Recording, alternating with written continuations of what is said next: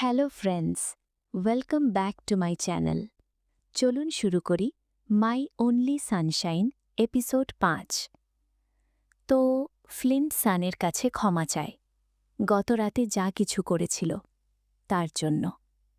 সে সানকে প্রস্তাব দেয় তার প্রেমিকা হওয়ার জন্য, আর সান রাজি হয়ে যায়। এরপর তাদের মধ্যে ঘনিষ্ঠ মুহূর্ত তৈরি হয়, কিন্তু এবার এটা ভালোবাসা দিয়ে ভরা।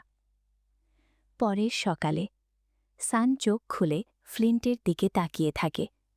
ফ্লিন্ট চোখ খুলতেই সান সরে যেতে চায়, কিন্তু ফ্লিন্ট তাকে ধরে আবার নিজের কাছে টেনে নেয়।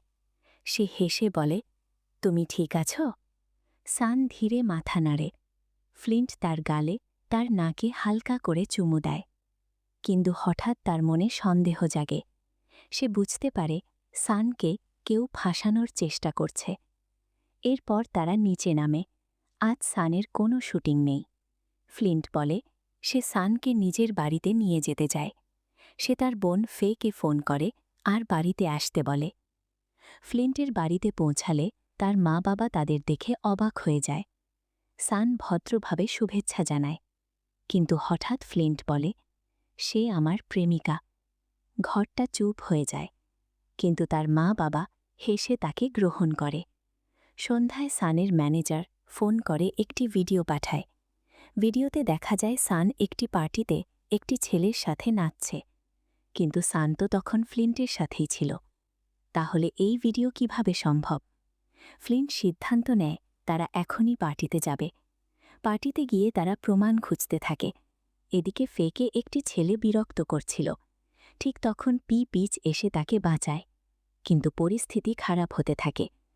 পিচ রেগে যায়। ঠিক তখন ফে তাকে থামাতে হঠাৎ কিস করে। এদিকে ফ্লিন্ট আর সান বুঝে যায় কেউ আছে যে সানের মতো দেখতে। তারা খুঁজতে থাকে, কিন্তু কাউকে পায় না। ঠিক তখন লিফট খুলে যায়। সেই মেয়েটি সামনে আসে। সে হেসে বলে, তোমরা কি আমাকে খুঁজছ? সান স্তব্ধ হয়ে যায়।